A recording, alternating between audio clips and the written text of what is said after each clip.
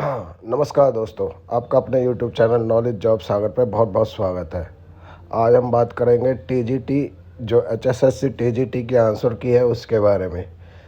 इसमें बात करेंगे भाई, जो हमारे ऑब्जेक्शन लगाए थे, हमने कितने क्वेश्चनों पे ऑब्जेक्शन लगाए थे।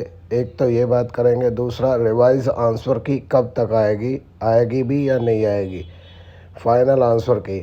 इन तीन चीज़ों के बारे में बात करेंगे भाई। और एक बात करेंगे इसमें कि हमारे जो ऑब्जेक्शन लगाए थे उसमें से कितने क्वेश्चन कंसीडर हो गए हैं। ठीक है, इसकी बात हम करेंगे, लेकिन उससे पहले मैं आपको एक वीडियो दिखाना चाहता हूँ। आप पहले एक बार ये वीडियो बहुत ध्यान से देखें। ठीक है जी। रिवाइज रिजल्ट की जरूरत नहीं होती है, बार बार डिमांड आ रही है। एनटीए ने परीक्षा ली, हाँ जी। उसके बाद उसने ऑब्जेक्शन कॉल किए और ऑब्जेक्शन बच्चों ने भेजे। जो ऑब्जेक्शन मानने के थे वो उन्होंने मान लिए और मानने के बाद ही उन्होंने रिजल्ट तैयार किया है। तो रिवाइज का क्या मतलब, इसमें रिवाइज रिजल्ट आएगा? रिवाइज तो हो चुका है रिजल्ट। कुछ ऑब्जेक्शन एनटीए ने मानने हैं और कुछ ऑब्जेक्शन नहीं मानने। जो नहीं मानने उनका एनटीए ने सबूत दिया है कि मेरे एग्जामिनर ने ये क्वेश्चन यहाँ से उठाया है और हमारा ही क्वेश्चन ठीक है, कैंडिडेट यहाँ गलत कह रहा है। तो उसने प्रूफ के साथ बात की है, तो ऑटोमेटिक रिजल्ट रिवाइज हो जाता है। रिवाइज करने की जरूरत नहीं। जैसे हमने अभी टीजीटी में आप लोगों ने भी मांग उठाई, सब ने मांग उठाई कि आपके 9 क्वेश्चन इंग्लिश में गलत हैं, और हमने जब देखा बिल्कुल 7 गलत थे हमारे क्वेश्चन, तो हमने 7 को ठीक करके ही रिजल्ट दे रहे हैं। तो ऑटोमेटिकली रिवाइज हो गया।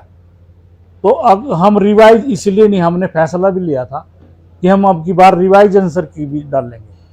तो हमारे जो लीगल टीम है उसने कहा कि हमने कोर्ट में पहले जाके कई केसों में ये स्टे वो लिया हुआ है स्टैंड कि हम रिवाइज की नहीं डालेंगे, और एक कोर्ट केस में हम जीते भी हैं इसमें कि आप रिवाइज की नहीं डालेंगे, क्योंकि ये एंडलेस चीज़ है। जब आप रिवाइज डालेंगे उस पर भी कोई ना कोई ऑब्जेक्शन आ जाएगा। बच्चों को तो ऑब्जेक्शन करने का ही पता नहीं, बहुत बड़ी मात्रा में। मतलब एक आसान क्वेश्चन था बिल्कुल, अभी किसी परीक्षा में शायद टीजीटी में था कि हरियाणा की राजधानी क्या है। कैंडिडेट ने चंडीगढ़ की बजाय ऑब्जेक्शन करके कुरुक्षेत्र बताया है। तो ऑब्जेक्शन तो आएंगे। उसने शायद ये कहा कि मैंने तो ये भरा, तो उसने ऑब्जेक्शन नहीं किया, अपना आंसर बताया कि मैंने ये भरा। तो बड़ी मात्रा में बच्चों को ऑब्जेक्शन करने का भी पता नहीं है सर। तो हमने अपनी टीम को कहा है कि ऑब्जेक्शन का परफॉर्मा कहीं ठीक करने की जरूरत तो नहीं है कि बच्चे ही कंफ्यूज हो कि वो अपना आंसर बता रहे हैं कि मैंने तो ये भरा, ये नहीं ऑब्जेक्शन कर रहे कि आपका एक क्वेश्चन गलत है। तो सर ये चीज एंडलेस केवल एचएसएससी के लिए क्यों हो रही है? एसएससी भी करती है, डी ट्रिपल भी, कोई नहीं करता, कोई रिक्रूटमेंट, कोई रिवाइज आंसर की नहीं करता, फाइनल आंसर की डालते हैं। फाइनल आंसर क्या? हाँ, फाइनल हम भी डालेंगे। जिस दिन हम रिजल्ट डालेंगे उस दिन हम फाइनल आंसर की डालेंगे कि इस आंसर की के आधार पर हमने अपना रिजल्ट तैयार किया। कोई रिवाइज आंसर की नहीं डालता। सुन लिया भाई।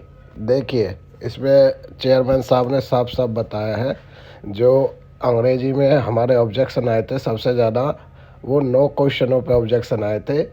तो उनमें से उन्होंने एनटीए को क्वेश्चन भेजे हैं, तो उन्होंने 7 क्वेश्चनों को ये माना है कि हाँ भाई 7 क्वेश्चन हमारे गलत थे। ठीक है भाई, तो आपके इंग्लिश में 7 क्वेश्चन रिवाइज होंगे भाई। इससे आपकी मेरिट लिस्ट पे बहुत बड़ा फ़र्क पड़ने वाला है भाई, देख लेना। 7 क्वेश्चन बहुत होते हैं जी।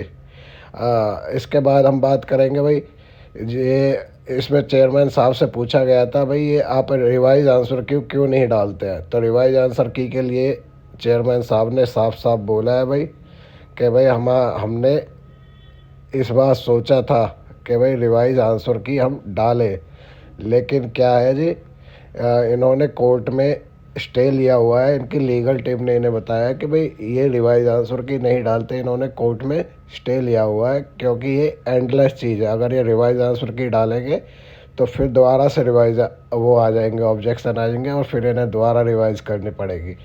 चेयरमैन साहब का कहना ये है, उन्होंने बोला है भाई हम फाइनल आंसर की डालेंगे। और फाइनल आंसर की कब डालेंगे?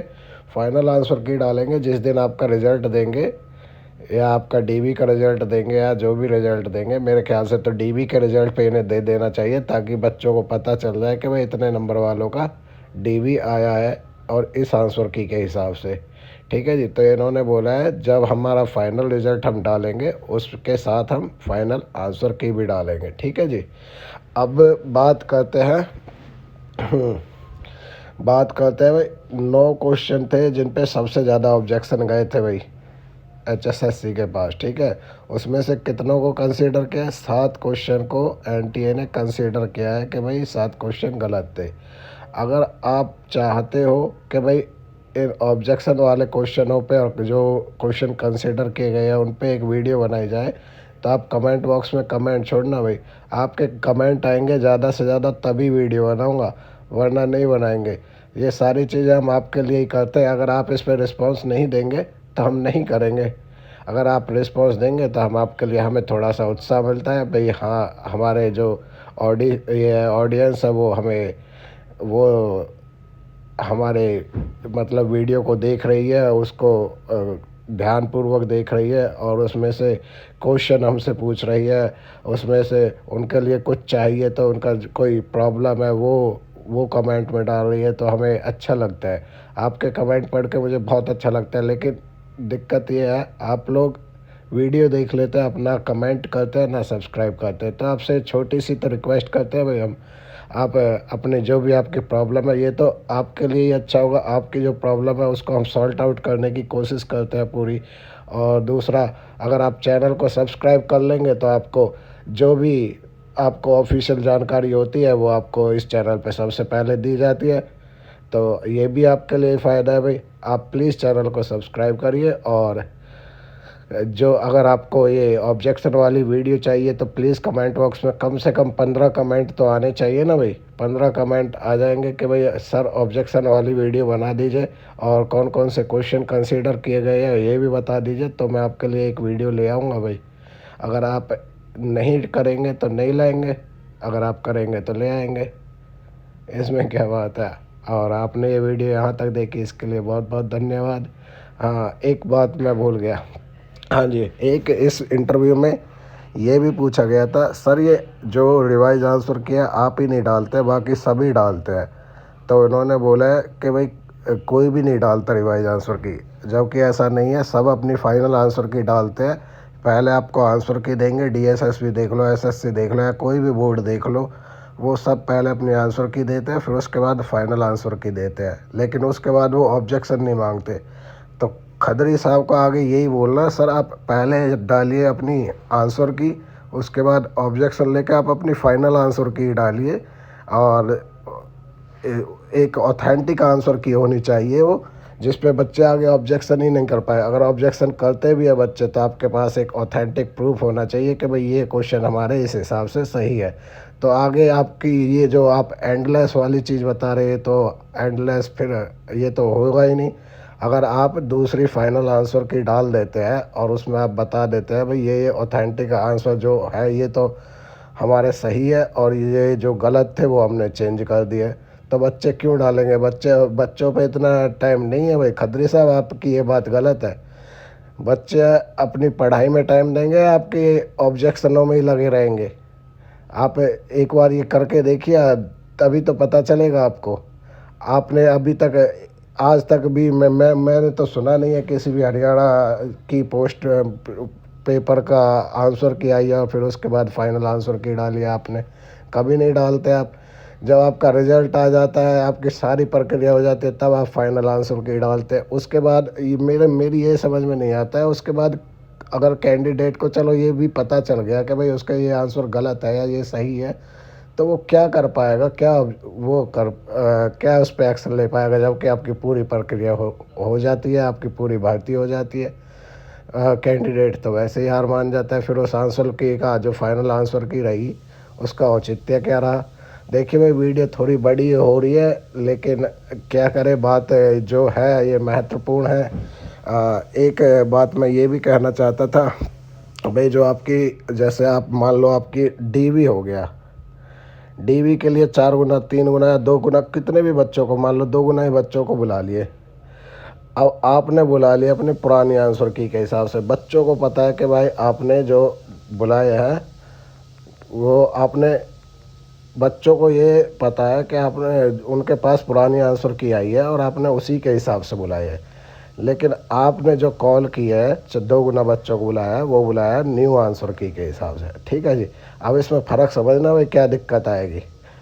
अब मैं आपको थोड़ा सा डिटेल में समझा देता हूँ, एक बार ये साफ कर देता हूँ। वीडियो थोड़ी बड़ी हो जाएगी पर आपके लिए बहुत काम की चीज़ है ये भाई, इसलिए मैं कोशिश कर रहा हूँ आपको समझाने की, और हो सके तो ये बात खदरी साहब तक भी पहुँचाना जी। देखिए, मान लो 2 बच्चों के 65 और एक के है 63 नंबर। ठीक है जी। अब मान लीजिए 5 क्वेश्चनों पे ऑब्जेक्शन लगाए। ठीक है जी, दोनों के 5 क्वेश्चनों पे। अब पुरानी आंसर की के हिसाब से इसके 5 क्वेश्चन ठीक थे। ठीक है जी, जो आपने पहली आंसर की दी है। लेकिन आप जब रिवाइज आंसर की कर रहे हो तो ये 5 क्वेश्चन गलत हो गए, तो इसके तो हो गए 60 नंबर। ठीक है जी। और जो 63 वाले के थे इसके 5 क्वेश्चन और ठीक हो गए, तो इसके हो गए 68 नंबर। अब मेरी बात समझना मैं क्या कहना चाह रहा हूँ। जो पहला बच्चा है ये दूसरा बच्चा है, ये मान लीजिए। ठीक है जी। पहले बच्चे के पहले थे 65, बाद में हो गए रिवाइज आंसर की जो कि आपने बनाई है, बच्चों को दी नहीं है, उसके हिसाब से उसके हो गए 60, जबकि बच्चे को पता है कि मेरे 65 क्वेश्चन ठीक है। और दूसरे बच्चे के है 63 और उसके आपने रिवाइज आंसर की के बाद कर दिए 68, जबकि बच्चे को पता है कि उसके 63 क्वेश्चन ठीक है, क्योंकि रिवाइज आंसर की का तो इनको पता ही नहीं है फाइनल आंसर की का अभी तक। तो अब देखिए क्या दिक्कत होती है, अगर ये दोनों बच्चे एक ही क्लास में या एक ही कोचिंग में क्लास ले रहे हैं तो इनके मन में क्या डाउट आएगा, ये कोर्ट फिर भी जाएंगे। देखिए, ये कहेंगे भाई देखो मेरे 65 क्वेश्चन थे, मेरा डीबी में नंबर नहीं आया, और इसके 63 क्वेश्चन थे सही, इसका डीबी में नंबर आ गया। ठीक है जी। क्योंकि ये जो अनुमान लगा रहे हैं इन्होंने, जो नंबर लगाए हैं, और इनका मानना भी इनका यहाँ तक जायज़ भी है, क्योंकि इनके हिसाब से जो आपने आंसर की दी है वो दिया आपने 65 नंबर, पुरानी आंसर की के हिसाब से इन्होंने अपने नंबर मैच किए दोनों ने। ठीक है भाई। तो अब आप देख लीजिए, एक बार खदरी साहब तक ये बात पहुंचाइए। अब ये बताइए जो 65 नंबर वाला अगर उसका नहीं आता है डीबी में और वो 62-63 वाले का आ जाता है तो वो वैसे भी कोर्ट में जाएगा। तो देख लीजिए, ये बात खदरी साहब तक पहुंचाइए। और आपने ये वीडियो यहाँ तक देखी, बहुत बहुत धन्यवाद। आपका दिन शुभ रहे, और प्लीज़ वीडियो को लाइक और सब्सक्राइब करें और ज़्यादा से ज़्यादा कमेंट करें।